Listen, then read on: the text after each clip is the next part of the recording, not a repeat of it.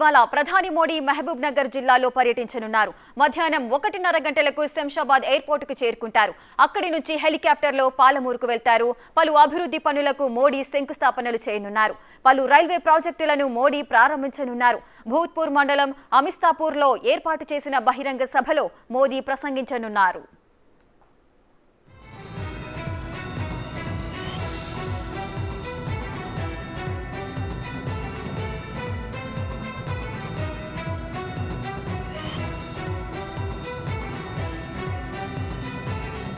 Modi పర్యటనతో BJP శ్రేణుల్లో జోష్ పెరిగింది.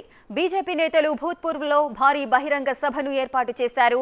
వచ్చే ఎన్నికల్లో గెలుపే లక్ష్యంగా బీజేపీ అడుగులు వేస్తోంది. ఈ బహిరంగ సభ ద్వారా మోడీ ఎన్నికల శంఖారావాన్ని మోగించనున్నారన్న ప్రచారం ఊపందుకుంది. కాంగ్రెస్, బీఆర్ఎస్ పార్టీలే లక్ష్యంగా మోడీ ప్రసంగం ఉంటుందని ఇప్పటికే బీజేపీ నేతలు చెబుతున్నారు. తెలంగాణలో అధికారంలోకి రావడానికి బీజేపీ విశ్వ ప్రయత్నాలు చేస్తోంది.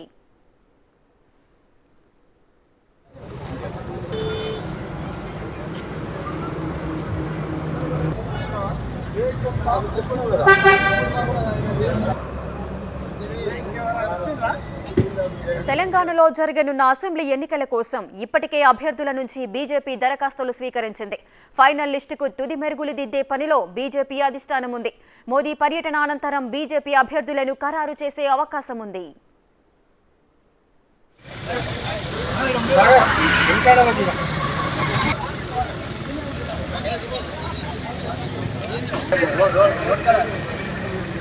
మోదీ తెలంగాణ ప్రజలకు కానుకలు ఇవ్వబోతున్నారని కిషన్ రెడ్డి చెప్పారు. మహబూబ్ నగర్ ర్యాలీలో మోడీ ప్రసంగిస్తారని అన్నారు. తెలంగాణలో బీజేపీ అధికారంలోకి వచ్చేందుకు సానుకూల పరిస్థితులు ఉన్నాయన్నారు కిషన్ రెడ్డి. ప్రజలను తప్పుదారి పట్టించే ప్రయత్నం జరుగుతోందన్నారు. కేసీఆర్ కుటుంబంపై వ్యతిరేకత కనిపిస్తోందన్నారు.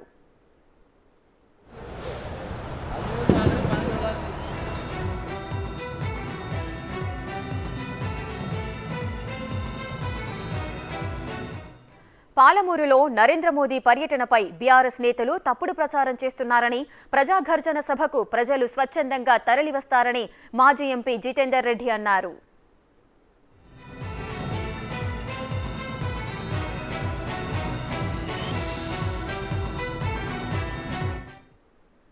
రైట్గా పాలమూరులో ప్రజాగర్జన సభకు సంబంధించిన పూర్తి వివరాలు మా ప్రతినిధి శంకర్ లైవ్ లో అందుబాటులో ఉన్నారు.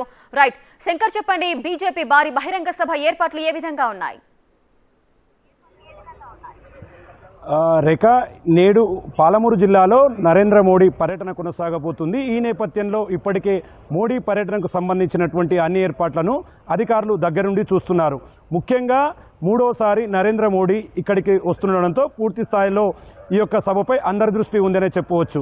మేజర్గా ఈ సభకు సంబంధించి మొత్తంగా భూత్పూర్కు సమీపంలో ఉన్నటువంటి అమిస్తాపూర్కు సమీపంలో ఉన్నటువంటి ఈ ప్రదేశంలో దాదాపు 25 ఎకరాల్లో కూడా ఈ సభా ప్రాంగణాన్ని మొత్తం ఏర్పాటు చేసినటువంటి పరిస్థితి. ముఖ్యంగా బీజేపీకి సంబంధించినటువంటి ముఖ్య నేతలంతా కూడా ఈ యొక్క సభకు దాదాపు 150,000 మందికి పైగా జన సమీకరణ చేసేందుకైతే పెద్ద ఎత్తున ప్లాన్ చేశారు.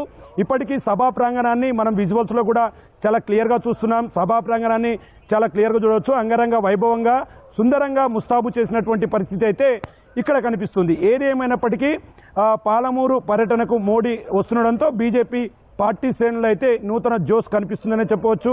ముఖ్యంగా ప్రధానమంత్రి నరేంద్ర మోడీ మధ్యాహ్నం 1:30 శంషాబాద్ ఎయిర్పోర్ట్ నుంచి ప్రత్యేకమైనటువంటి హెలికాప్టర్లో మహబూబ్ నగర్కు చేరుకుంటారు. 2:15 నుంచి 3 గంటల వరకు కూడా 13,500 కోట్ల అభివృద్ధి కార్యక్రమాలకు ఇక్కడ నుంచే వర్చువల్గా శంకుస్థాపనలు చేస్తాడు.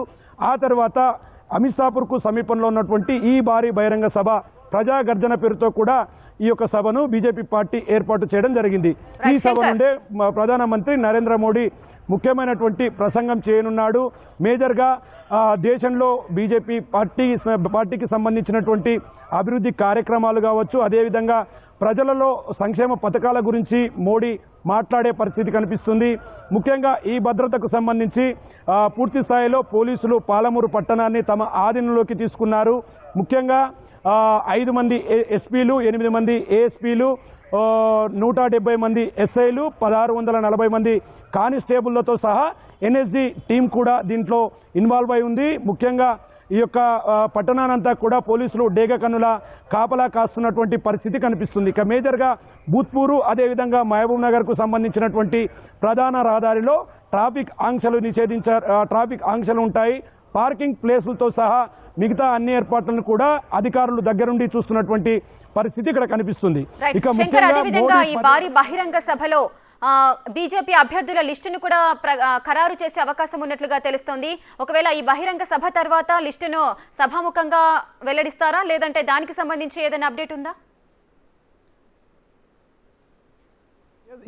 మొత్తంగా ఎప్పుడైతే కర్ణాటక ఎన్నికల ఫలితాల తర్వాత కాంగ్రెస్ కాస్త జోష్ను కొనసాగిస్తూ వస్తుంది.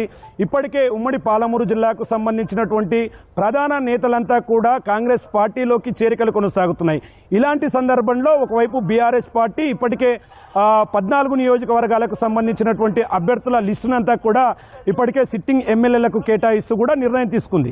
ఈ నేపథ్యంలో కాంగ్రెస్ పార్టీకి సంబంధించి ఇప్పటికే చేరికలు కొనసాగుతుండడం, అతి త్వరలోనే కాంగ్రెస్ పార్టీకి సంబంధించినటువంటి అభ్యర్థుల లిస్టు ఖరారు కావస్తుండడంతో కూడా బీజేపీ పార్టీకి సంబంధించినటువంటి శ్రేణులైతే మోడీ పర్యటనను తమకు అనుకూలంగా మార్చుకోవడానికి పూర్తి స్థాయిలో ముందుకు వెళ్తున్నటువంటి పరిస్థితి కనిపిస్తుంది. ముఖ్యంగా ఈ పర్యటనలో కొంతమంది ఇతర పార్టీలకు చెందినటువంటి నేతలను తమ పార్టీలో కలుపుకునేందుకైతే బీజేపీకి సంబంధించినటువంటి ముఖ్య నేతలంతా కూడా దగ్గరుండి ముందుకు వెళ్తున్నటువంటి పరిస్థితి కనిపిస్తుంది. మేజర్గా ఈ సభతో ఒక్కసారిగా బీజేపీ పార్టీకి సంబంధించినటువంటి శ్రేణుల్లో అయితే నూతన ఉత్సాహం కనబడుతుంది. సాయంత్రం 4 గంటల వరకు కూడా ప్రధానమంత్రి నరేంద్ర మోడీ ఈ సభలో మాట్లాడనున్నాడు. 3 గంటల నుంచి 4 గంటల వరకు కూడా దాదాపు 2 లక్షల మందికి తగ్గకుండా ఈ సభను సక్సెస్ చేసేందుకైతే బీజేపీ శ్రేణులు ప్లాన్ చేస్తున్నాయని చెప్పి తెలుస్తుంది. Rekha. Right, thank you Shankar, thanks for the details.